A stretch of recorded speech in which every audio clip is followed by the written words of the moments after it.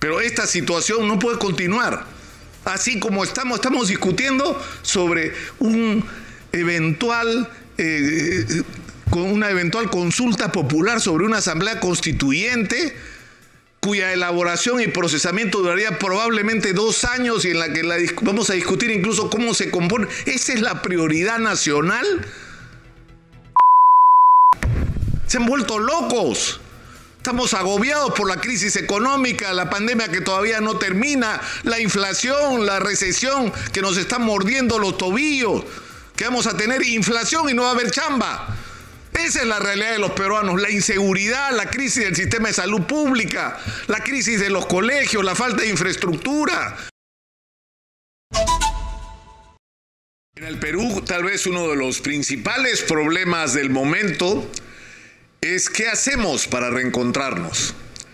¿Qué hacemos para que esta enorme fractura que se ha producido en la sociedad peruana sea sanada y que encontremos el camino para mirar juntos, más allá de por quién votó usted, señora, señor, el 6 de junio del año 2021, cómo hacer para tener juntos objetivos en común y para enfrentar juntos el difícil momento que nos ha tocado vivir.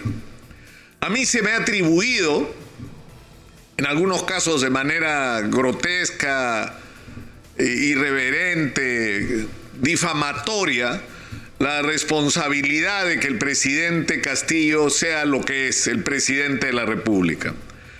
Y el problema es que hay gente que hasta ahora no entiende, ahora que se habla mucho de libertad de expresión, que la responsabilidad que tenemos los periodistas es con los ciudadanos, es con la gente. Y cuando se produjo la sorprendente segunda vuelta, donde en el Perú teníamos que optar entre un profesor que tenía el 19% de los votos y que lo conocíamos por su participación en la huelga magisterial, y en el otro lado Keiko Fujimori, que había tenido a quienes la sostenían a partir de ese momento absolutamente en contra y diciendo sobre ella cosas irreproducibles, hasta narcotraficante le dijeron a Keiko Fujimori los que luego llamaban a votar por ella.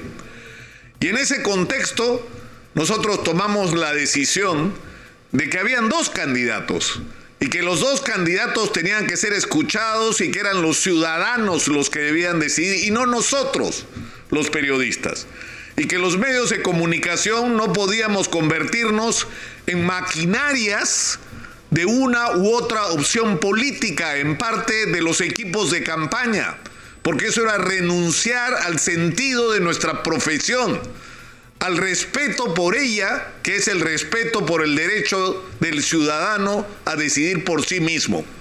Y ojalá la Sociedad Interamericana de Prensa se ocupara de este tema y la Corte Interamericana de Derechos Humanos también.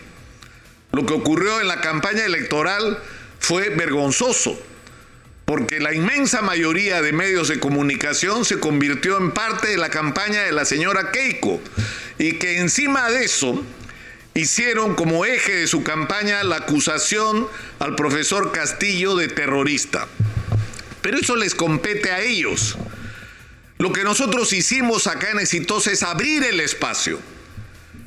Y el problema fue que la señora Keiko Fujimori no quiso tomar el espacio por decisión de los petulantes y prepotentes conductores de su campaña electoral, que ya creían que estaban en el poder, que pensaban que ya podían decidir la pauta de los medios de comunicación cuando todavía no habían cumplido con el detalle de ganar las elecciones y estar en el poder.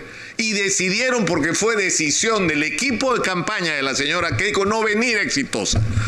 Yo había comprometido con Keiko 2 entrevistas entre la primera y segunda vuelta, como se comprometieron con el profesor Castillo. El profesor Castillo vino a las 2, Keiko Fujimori vino a una, no quiso venir a la segunda. Y fíjense ustedes lo que es la vida. Tal vez esa segunda entrevista hubiera marcado la diferencia con lo que pasó el día 6 de junio. Es más, Exitosa es una extraordinaria red de medios de comunicación a nivel nacional. Tenemos 15 señales independientes, estamos presentes en todo el Perú y no quisieron utilizar los medios, los señores de la campaña de Keiko, que tenía exitosa para hacer su campaña, cuando tenían esos medios abiertos. Pero en fin, esa será una historia que se contará en su momento. Pero cuando se produjo el resultado electoral, que se produjo en contra de lo que yo pensaba, porque el día que pude dar mi opinión, que está grabado y lo pueden ver, 30 de abril del año 2021, busquen en el archivo Exitosa y está lo que yo dije. Yo dije que iba a votar en blanco.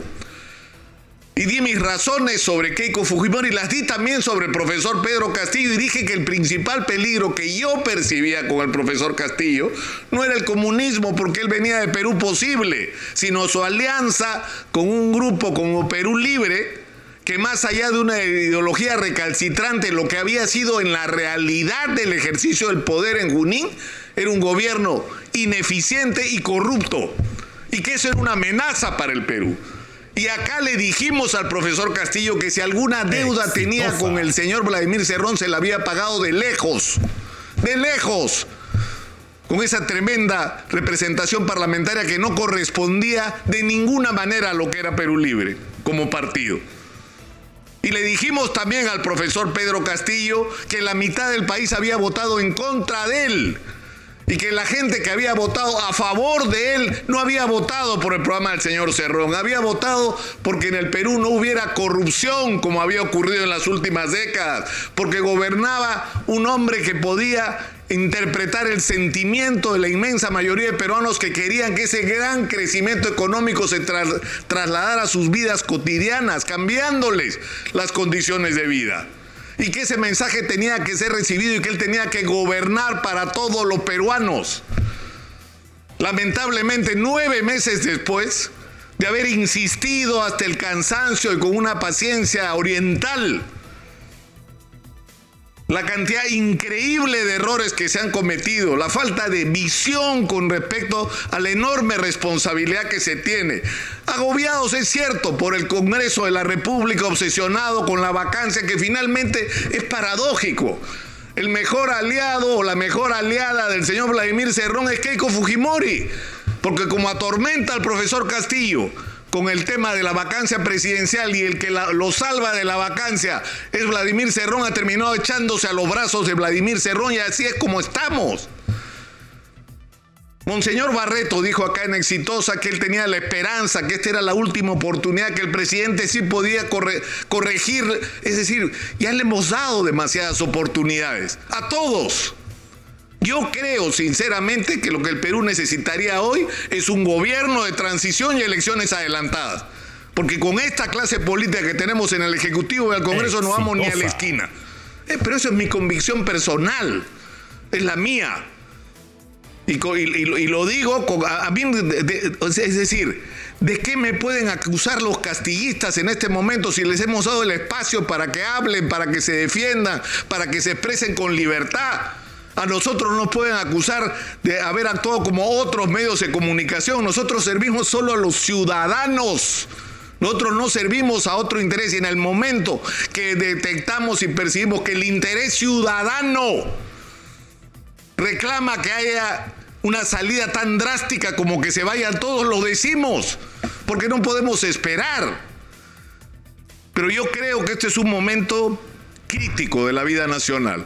Un momento donde cada cual debe poner de su lado con la mayor responsabilidad de la que sea capaz su aporte para que las cosas se derrumben de una manera positiva. Pero esta situación no puede continuar. Así como estamos discutiendo sobre una eventual consulta popular sobre una asamblea constituyente cuya elaboración y procesamiento duraría probablemente 2 años, y en la que vamos a discutir incluso cómo se compone. ¿Esa es la prioridad nacional? Se han vuelto locos. Estamos agobiados por la crisis económica, la pandemia que todavía no termina, la inflación, la recesión que nos está mordiendo los tobillos, que vamos a tener inflación y no va a haber chamba.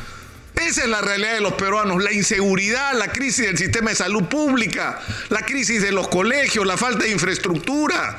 Y por el otro lado, las enormes oportunidades que tenemos de transformarnos como país atrayendo inversión para minería, desarrollando la agricultura de exportación.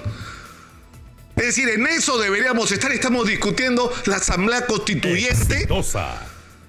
En fin, yo creo que este es un momento crítico de la vida nacional y una vez más, yo creo que lo trascendente hoy es cómo logramos unirnos la mayor cantidad de peruanos que sea posible para perseguir juntos un objetivo común.